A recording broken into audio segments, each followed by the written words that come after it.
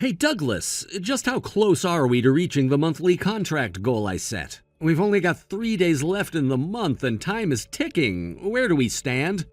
Good evening, Alfred. I apologize for the inconvenience, but I'm actually on a business trip starting today for the next 3 days. What? What do you mean you're on a business trip? I submitted a formal request in advance. You approved it, if you recall. I made sure all the paperwork was filed well ahead of time, and the notification went to you as well. Approval? I don't remember giving any approval for this. Regardless of whether you remember or not, Alfred, the request was submitted and it went through the proper channels. You signed off on it. I told you I don't remember anything like that. If I don't remember it, it didn't happen. If I say I didn't give approval, then that's the end of it. My word is final. End of story. Now about the contracts, how close are we to meeting the quota? I'm telling you there are only 3 days left and I don't want to hear excuses. You know, it's a little unusual to set a target this close to the end of the month, especially with only a few days remaining to hit it. Consider it a warm-up for next month. You can think of this as your practice round, so you'll be ready to hit the ground running when next month starts. You've been here long enough, you should be used to these kinds of targets. Before we continue, may I clarify something? What is it now? You're already testing my patience, Douglas. In the sales department, as far as I understand, we've never enforced individual quotas for each salesperson. Our system is built around team performance and overall department targets. That's how it's been, and that's the policy set by the company president himself. We report total contracts at the end of the month, but individual quotas? We've never done that. You've been a part of this department for a while now, so surely you're aware of this policy. Yeah, that might have been the case up until yesterday, but things are different now. The president's away on medical leave, and while he's gone, the company's number 2, our vice president, is in charge of everything. So while the boss is out, the vice president is making decisions. And one of those decisions handed down from the top is that we're moving to individual quotas. Every salesperson is going to have to meet specific contract numbers from now on. This is the first I've heard of this change. Well, of course, you're hearing about it now. You weren't at work today, were you? We had a briefing this morning where this was all discussed, but since you were off on your little trip, you missed the entire thing. So yeah, no wonder this is news to you. As I mentioned earlier, this trip was approved, Alfred. It wasn't some last-minute decision. Everything was properly documented. I don't care. Approved or not, that doesn't change the fact that we have new targets, and if you're not meeting them, it's going to be a problem. If you haven't hit your numbers yet, you need to get back here immediately and start closing contracts. I don't care where you are or what you're doing. That's an order from me, your superior. And don't think you're getting any special treatment just because you've always been at the top of the sales leaderboard. That doesn't mean you're exempt from the rules everyone else has to follow. I'm sorry, but as I mentioned earlier, I'm currently about 3 hours away from the office. 3 hours? Where the hell are you? And in the next couple of days, I'll be even farther away. So it's not feasible for me to come back to the office. What? Are you kidding me? Then turn around and start heading back here right now. I don't care where you are. Get back here immediately. I'm afraid that's just not possible, Alfred. Not possible? What are you talking about? This is a direct order from your superior. Look, Alfred, I'm sorry, but I'm currently working alongside someone else and they're calling for me right now. I really need to attend to this, so I'll have to excuse myself from this conversation. Goodbye. Douglas, wait a second. Who is this person you're working with? You're probably just out there with some junior employee from another department, right? There's no way this trip is that important. You should be prioritizing my orders, not running around with some underling. You're supposed to listen to your boss.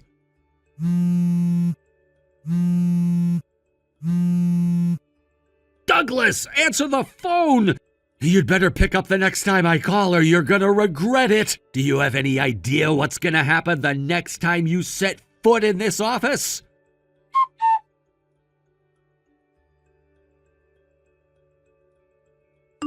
Kylie, can I talk to you for a bit? Of course, Douglas. Hey, aren't you still on that business trip? How's it going? You must be completely wiped out by now, huh?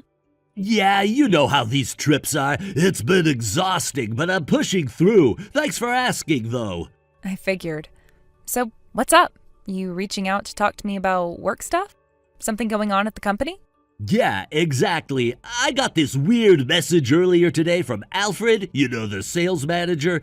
He was going on about how there were only 3 days left in the month, and suddenly, out of nowhere, he's talking about quotas. He said something about hitting a specific number of contracts by the end of the month, and get this, he hinted that this whole quota thing will become a regular thing starting next month. Wait, what? Quotas? That's odd. I mean, I'm not in the sales department myself, as you know, but from what I've heard from some of my colleagues, it seems like the vice president is up to something. Like he's taking advantage of the fact that the president isn't around right now, and he's just going off and doing whatever he wants. It's almost like he's using this chance to push his own agenda or something. So that's what I thought too. I had this feeling that the VP was pulling some strings, especially with the president out on medical leave. It just feels like a power play, doesn't it?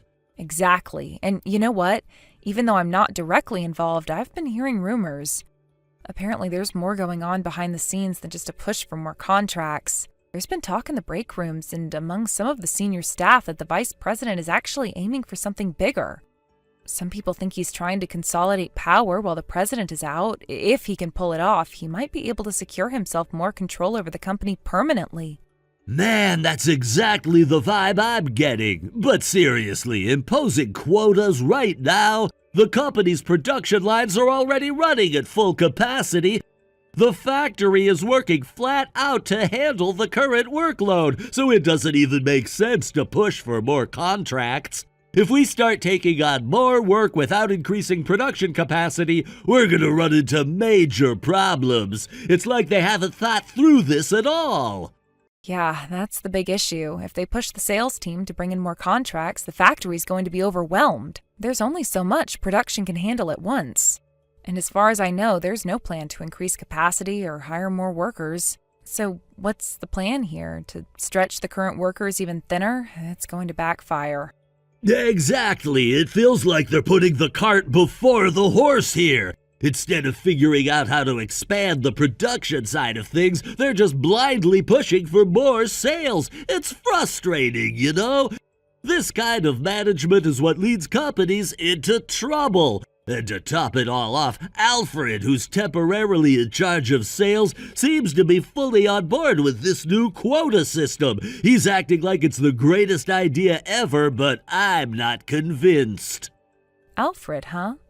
Isn't he the one who stepped in after the sales department head went on maternity leave? Yeah, exactly. The department head, Mariah, is on maternity leave and she's planning on taking the full year off.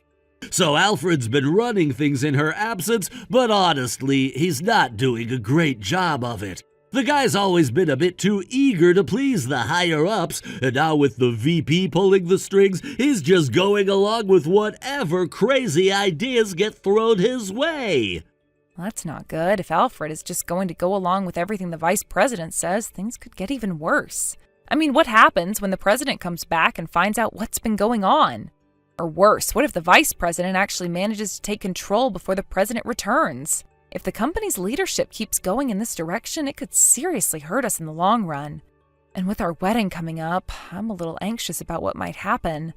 I don't want us to be caught in the middle of a corporate meltdown. I totally understand your concerns, Kylie. I've been thinking the same thing. But honestly, I don't think it'll get that bad. I've actually been talking to some people in the company, including the section heads in the sales department, and they're not happy about the new quotas either. In fact, most of the team isn't planning on following through with these ridiculous demands. And I had a conversation with your dad, too, the factory manager. He's fully aware of the situation, and he's made sure that both the production and sales sides are on the same page. They're not going to let this get out of hand. Wait, you've already talked to my dad about this?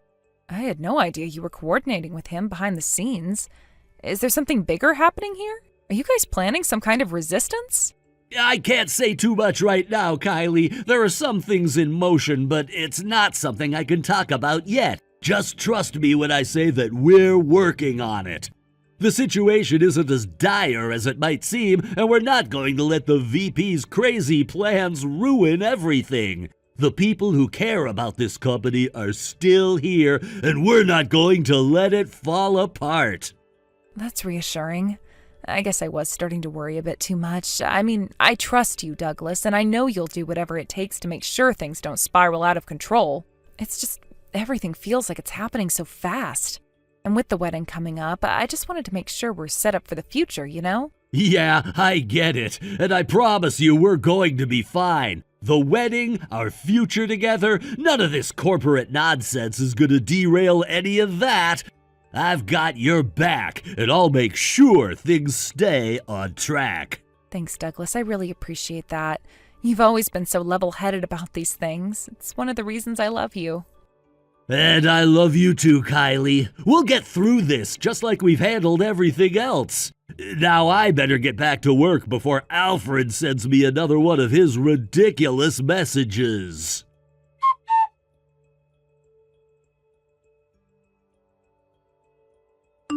Hey, good morning, incompetent one. Looks like you couldn't hit your target this month, huh? Good morning, Alfred. I don't recall doing anything to deserve being called incompetent by you. What's going on? Well, today marks the start of a new month. From today onward, I'm going to be setting some strict performance targets. And just for you, I'll be implementing them starting now. You know why? Because you skipped the last 3 days of the month and didn't even bother to inform me about it. Those 3 days were supposed to serve as a warm-up period, but instead you just slacked off. So I'll be setting even stricter targets for you compared to everyone else in the company. I've already explained multiple times that those 3 days were a business trip. It was fully authorized and I followed all proper procedures to get the time off. I don't understand why you keep bringing this up. Frankly, it's getting old and tiresome. It seems you don't understand your position here. I've got the vice president backing me, who is currently the acting head of the company. If I decide to, I can fire you anytime I want. You should really keep that in mind. I see. So what you're saying is that you and the vice president are actively trying to push me out of the company. Am I understanding that correctly? Well, that really depends on your attitude and how you respond to this situation. Is that so? All right then, I'll submit my resignation right now. What? Wait, what? I'll go ahead and hand it in during the next company-wide meeting. That way we can make it official and get everything sorted out. Huh? Today isn't even a day for a full company meeting. What are you talking about? Oh, didn't you hear? There's an emergency meeting happening this morning. No one told me about this. It was a direct order from the president. The president? Wait, the president is back at the office? Yes, the president returned to the office today. Already? I thought they were on medical leave for a longer time. Well, it seems the medical leave has been postponed. Apparently, there were some urgent matters that needed addressing before they could take time off. Urgent matters? What does that even mean? Well, considering the recent developments in the company, it seems the president wanted to ensure everything was under control before stepping away completely. That's all well and good, but what does that have to do with me? Oh, by the way, Alfred, I haven't seen you around this morning. You didn't happen to miss today's start time, did you? What do you mean? Of course I'm here. Really? Because it doesn't seem like you're at your desk right now. No, I'm just handling some things. I had a few urgent matters to deal with. Handling some things, is that what you call it? Seems more like you're trying to avoid your responsibilities. I'm not avoiding anything. Look, this is all just a misunderstanding. A misunderstanding, huh? It's funny how you always seem to have an excuse ready when things don't go your way. Excuse? I'm not making excuses. You're being unreasonable, Alfred.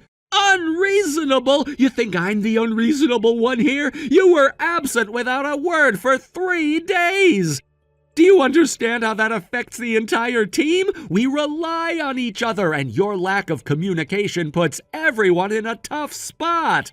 Listen, I had my trip approved and I did everything by the book. I don't see how this is my fault.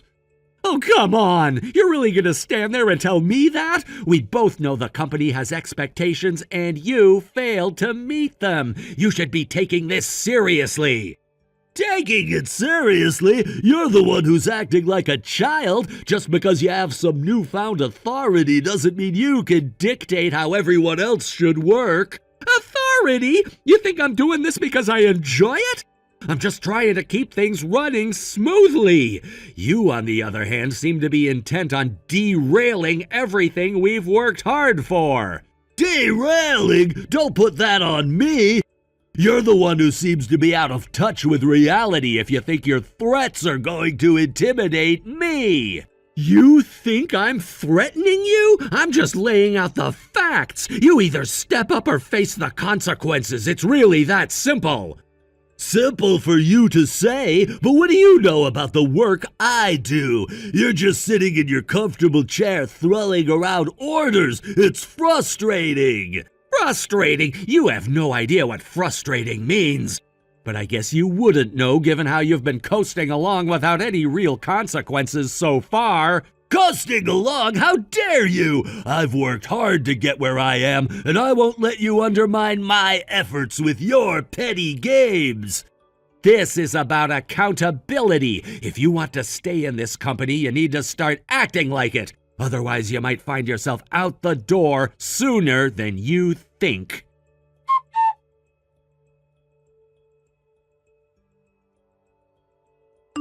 Hey, Douglas, what about the morning meeting? It's already finished. What? Oh, I should let you know I submitted my resignation letter in front of all the employees. You really did that? Well, to be precise, it was a resignation request, but when I handed it to the president, he cheerfully dismissed it, saying, "What is the next president doing?" Wait, next president?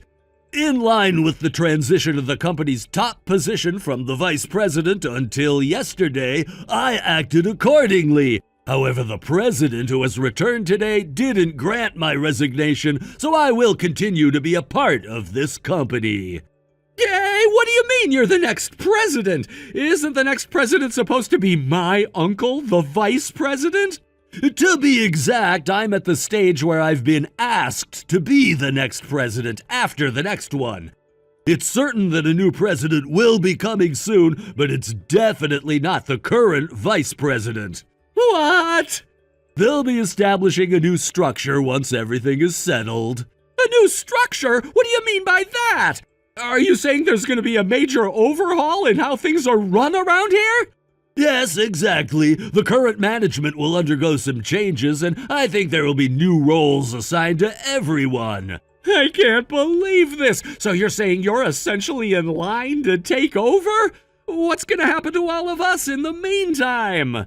From what I gather, the president is keen on restructuring to make things more efficient. It sounds like we might see some significant shifts in responsibilities, and I guess you'll just have to wait and see how it all unfolds.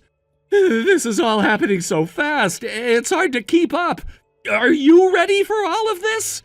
Honestly, I have my reservations, but I think it's an opportunity to make a difference. Plus, with the current vice president stepping back, it feels like a chance for fresh ideas to be implemented. You really think you can handle it? I believe so. There's a lot at stake, and I want to make sure that the team is well supported through this transition. I guess we'll have to see what happens next, huh?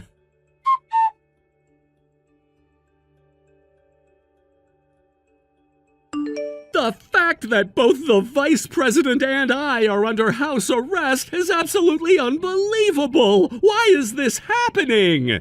Do you really not have any idea?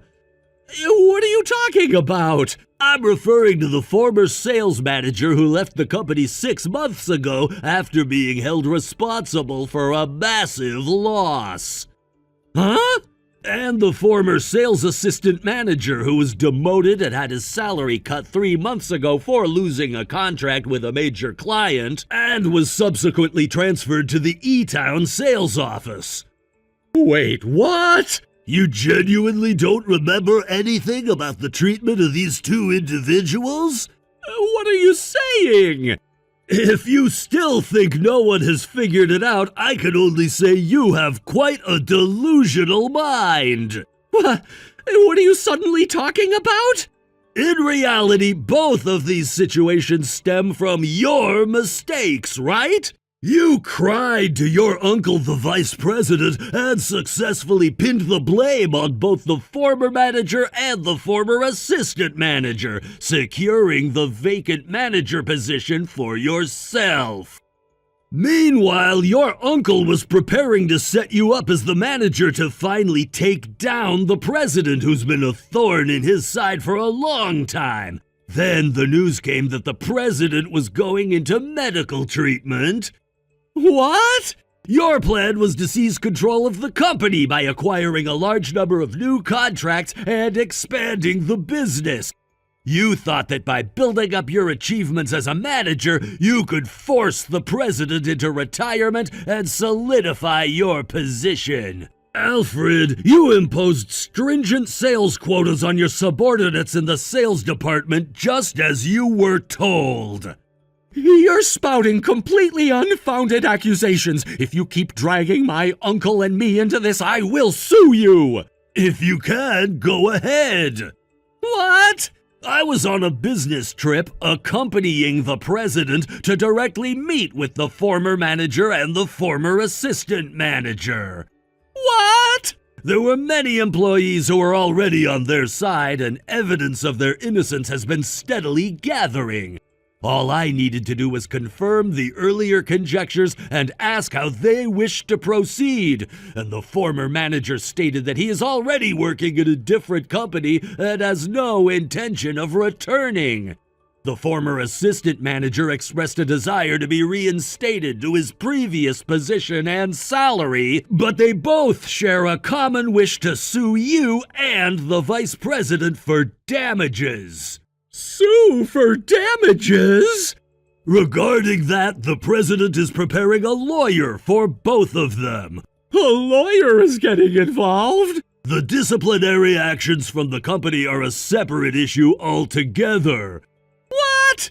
I believe you will receive further communication regarding this, so it would be wise not to take any unnecessary actions and simply wait patiently.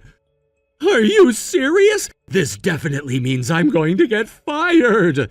You really ought to start connecting the dots, Alfred. This situation doesn't look good for you or the vice president. The board will be taking a closer look at everything that has happened over the past several months.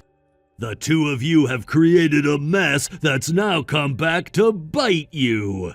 So you're saying it's all over for me? You've been in a position of power, but that power has also brought you a lot of scrutiny. It's not just your actions, the implications of those actions have put a spotlight on both you and the vice president. The way you've handled the sales quotas and shifted blame is creating an environment of distrust among the staff. People are starting to talk.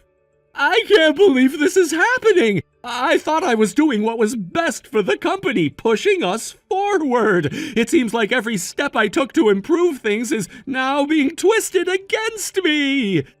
Yes, well, that's what happens when you prioritize your interests over the company's welfare. It's become quite clear that you were more focused on your ambitions rather than fostering a healthy workplace culture. That's going to come back to haunt you. So, what do you suggest I do? Is there any way I can salvage this situation? I'd say you just sit back and stay quiet while the investigation goes on, and then prepare yourself to be let go by the company and have to find yourself a new job. But I don't want to go!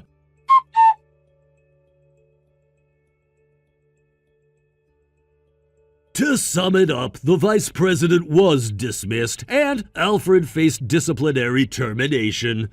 Both of them ended up leaving the company as a result of these actions. This news spread among our relatives, leading to a declaration of estrangement from the entire family.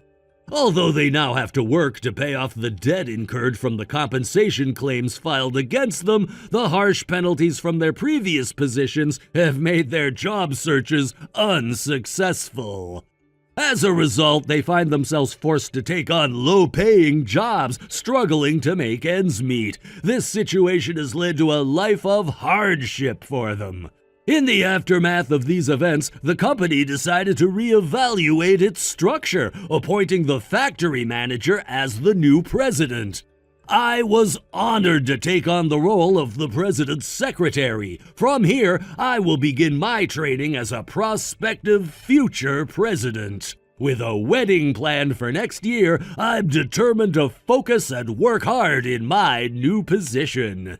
Thank you for watching and listening. We hope you enjoyed the video. Don't forget to like this video and subscribe. Also, feel free to leave a comment about what you thought of the story. We look forward to seeing you at the next story. Thank you for watching. Please subscribe and hit the like button. See you next time.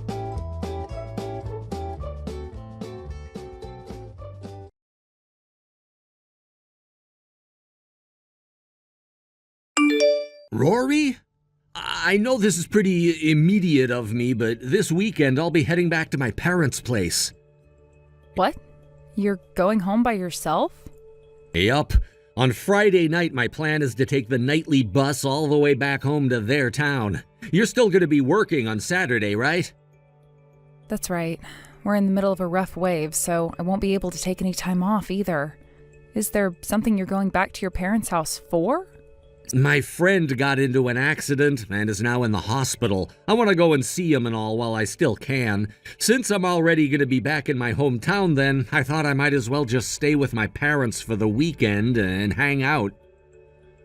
So you're staying for the entire weekend? Yep. I already contacted my parents about it and they both said it was okay. Is that right? Oh, what's wrong with going back to stay at my parents' house? I never said there was anything wrong with that, Robert. Let me just ask this to make sure, but are you sure you don't want me coming with you? Oh, don't worry about me. This is about me being there with a friend of mine you've never even met, and it's not like you're going to be able to take time off work anyway.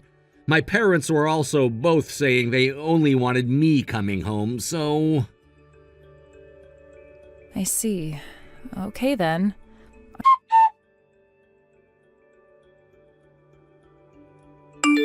I finished work. I hope you had a good day there. I did, and now I'm gonna start taking the long bus ride back to my parents' place. Oh, that's right. While I'm back at their house, don't you dare contact me about anything. What? Not myself or my parents. Why can't I? I'll be going to visit my friend in the hospital, and I don't want it going off all the time. And when I'm back at my parents' house, I'd like to have a taste of what things were like back in the day when I never had a phone. You know what I mean? In other words, I just want to take things easy, huh? If I start getting calls and texts from you, I might start remembering just how stressful things really are for me. Okay. I don't mean that as a bad thing, though. Well, it's not a problem. Oh, I need to start moving now or else I'm gonna miss that bus. See you later. Have a good trip.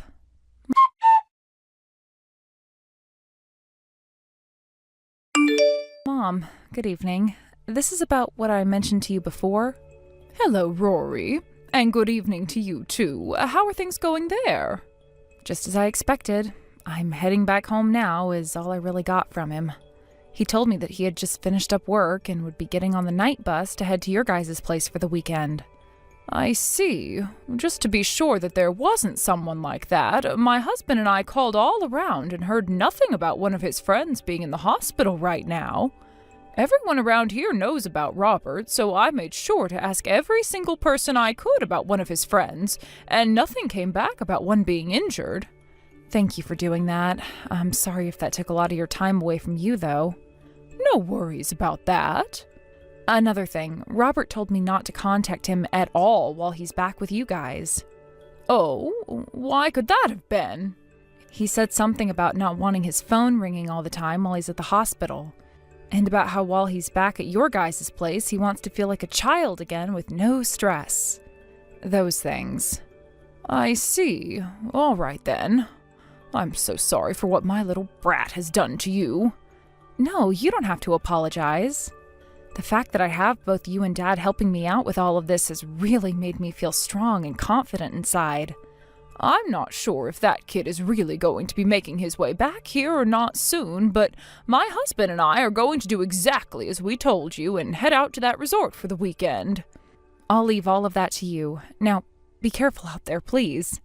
Thank you. And you take care as well. Try not to overdo yourself. Sure. Thank you for saying that.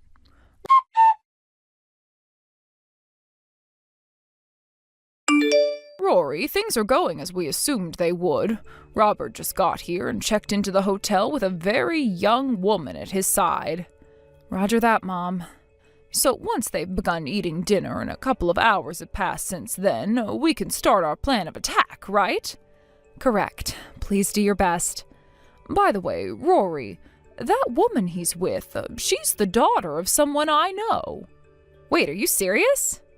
Because of that, there's no reason for us to change our plan of attack now. That girl has done all kinds of stuff with men and has made a reputation for herself here in town.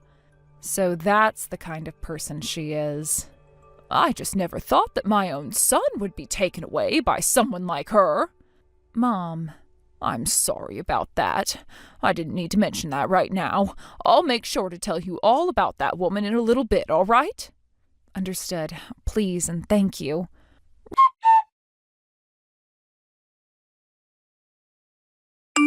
Robert, I'm in trouble. What? Mom? Did something really bad happen or something? I never thought I'd hear that you're in trouble from you. The car at your house got ran into. Huh? Are you talking about my car? That's right. Wait, hold on a second. I never heard anything about my car getting run into or anything like that. If something like that had really happened, I would have heard about the news of it before anyone else, including you, right? And I haven't heard a word from Rory about it either. Right now, who all heard first about your car doesn't matter. Just know that your car was ruined when it was hit, and this is an emergency. I get that this is a huge problem. Where are you at right now? What? I'm at a resort with one of my friends right now. Well, then tell them that something's come up and that you need to head home right now. What? Are you more worried about your friend and that resort or about your family and your car, which was just ruined? I get it already.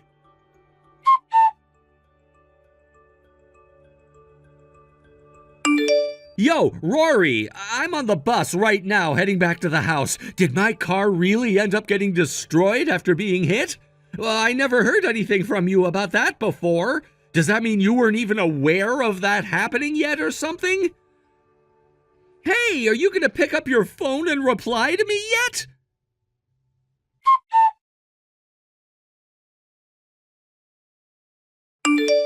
Yo, what the hell is all of this about? Was I really just lied to about my car being hit and destroyed? Who the hell was the one that made up all that crap about my car? Well, hello, Robert. Are you back at the house now? Hey, Rory! Where the hell are you at right now? You should be finished with work by now, right? I'm finished. Well then, where the hell have you been this whole time? The next town over, back at my parents' house. What the hell is going on over there? I heard about how my car was hit and ruined by my mom, which has turned out to be some massive bullcrap. Oh? I had told your mom that everything would be up to her in terms of that. But I guess telling you that your car was ruined would be the best way of getting you to come home as soon as possible. Huh? I'm not really sure what's going on here, but you knew about the lie? And you were able to get my mom to lie to me about it all? In other words, both you and my mom were in on all of this? Why would the both of you do this to me? Were you too busy smooching with that girlfriend of yours at the resort for all of this? Huh? I knew you would be, so I made sure that your mom made up a really good lie that would get you to run home without even thinking first, and taking you away from her. What are you going on about? I don't have any girlfriend right now. Listen, Robert, sorry to say, but I know all about you and her. What? That girl you've been cheating on me with happens to have lived in the same neighborhood as your parents do, but has now been living close to you and I ever since she moved out here after high school. And she so happens to be only 19 years old and working at that favorite bar of yours here in town, right? Did you get so excited about seeing a girl close to 10 years younger than you from the past and taking things one step too far because of it?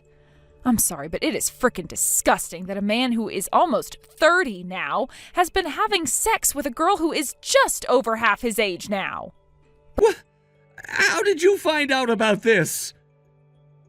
Both your mom and your dad went to a resort close by to their town, thinking that would be just the place you'd be heading to with her. They were both the ones that saw everything play out, by the way. What? They saw you checking into the place with her, standing right beside you that whole time. They were able to find out where I'd be staying with her? How did they manage that? Listen to this, Robert. I had a look at the computer the other night, and on Google there was still a tab open to that resort, and it was saying thank you for booking 2 nights there this weekend. What? You used that website as well, then? Did you not just hear me say that I logged into the computer and that tab was still open?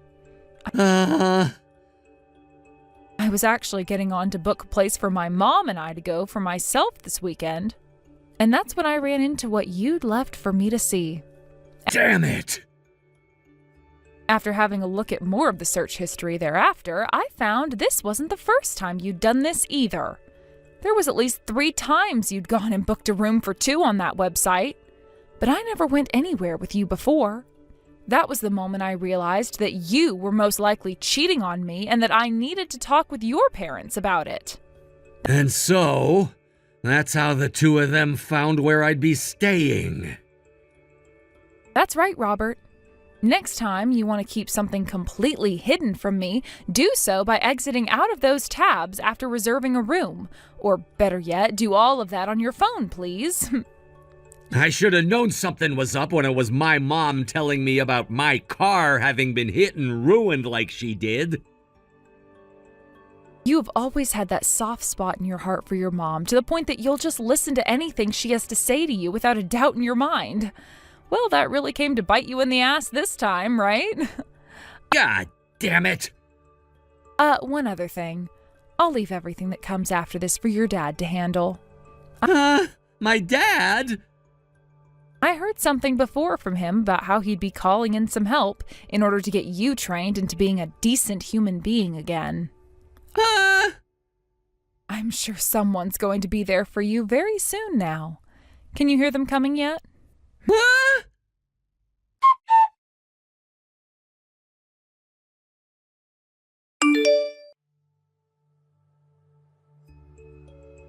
What the hell is up with this all blacked out van? In other words, what you're saying is that they're here for you? That's what I'm saying!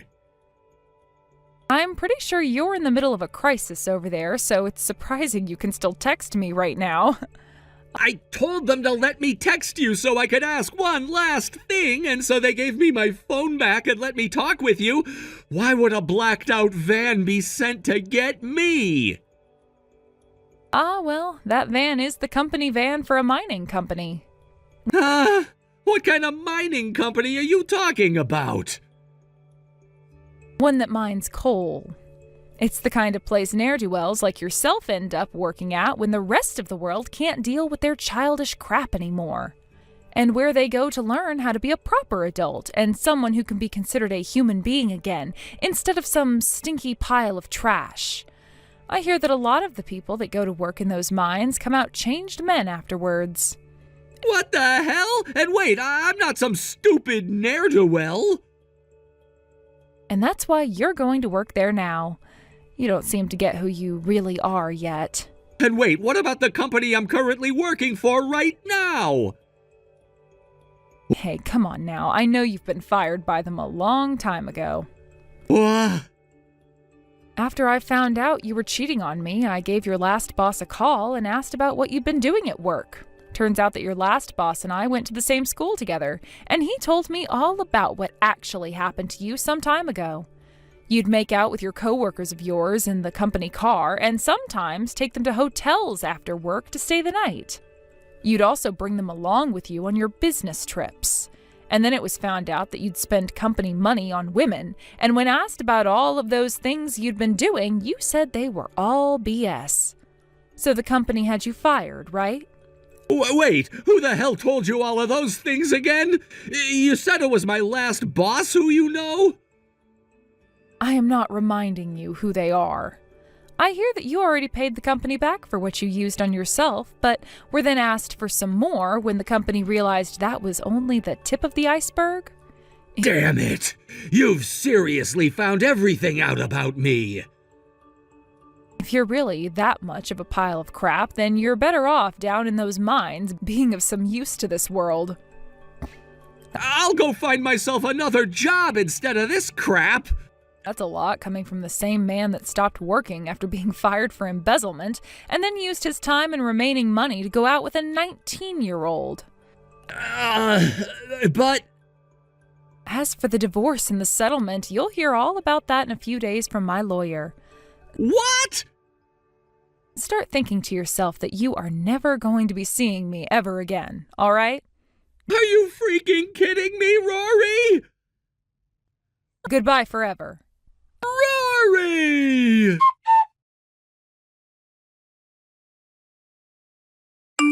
According to the neighbors, the scene unfolded like a chaotic comedy. Robert was in a state of panic when he saw a group of muscular men emerge from the sleek black van parked next to our house. The sight of these intimidating figures sent him into a frenzy. He was shouting, "No, please stop!" in a voice that was more pitiful than threatening, as he darted around the yard, desperately trying to escape whatever fate he thought awaited him. It was as if he had lost all sense of dignity. His frantic movements seemed almost comical, flailing about as he attempted to evade them. But in the midst of his chaotic escape, he stumbled over absolutely nothing, a complete misstep, and that was the tipping point. He ended up crashing headfirst into the garden pond, splashing water everywhere. The image of him, completely soaked and disoriented, is one I can't help but chuckle at even now. Despite being drenched from head to toe, the men didn't let him off the hook. They unceremoniously dragged him out of the pond and proceeded to haul him away to the coal mine's dormitory, their intentions no doubt less than pleasant. It was a fitting end to his embarrassing display, though I had to admit I felt a strange sense of satisfaction watching him be taken away, water dripping from him like some sort of a defeated cartoon character.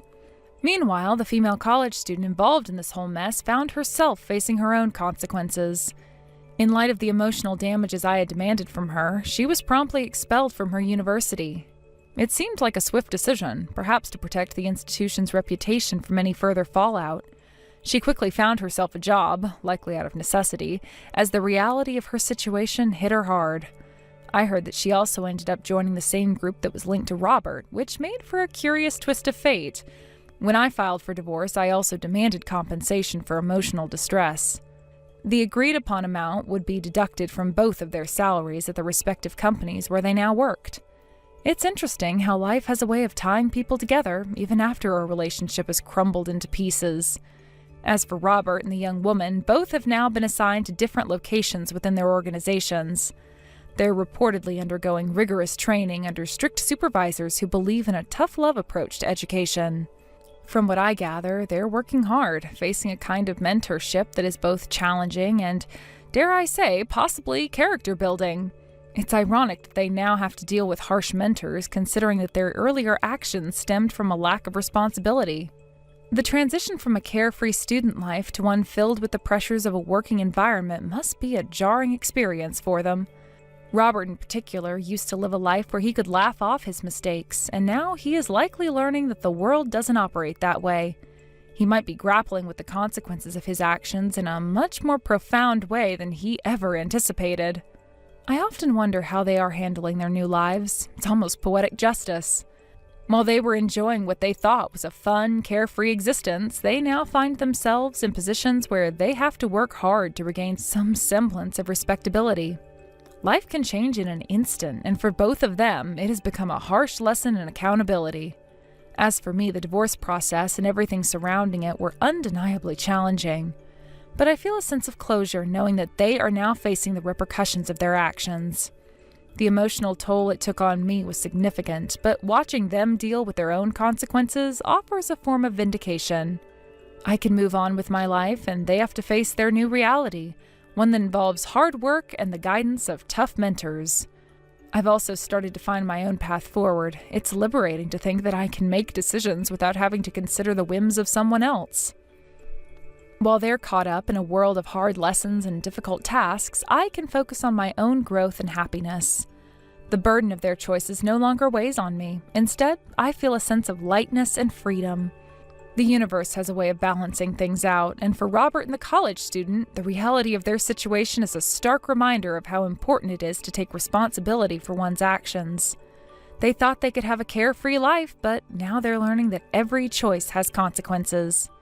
It's hard not to feel a bit smug about the whole situation. I can't help but smile at the irony. Life has a way of catching up with people, and while I was the one left to pick up the pieces after their reckless decisions, they are now the ones who must navigate the difficult waters of adulthood with all its responsibilities. It feels like I've turned a page in my own life, and they're now stuck in a chapter filled with lessons about accountability and the weight of choices. Thank you for watching. Please subscribe and hit the like button. See you next time.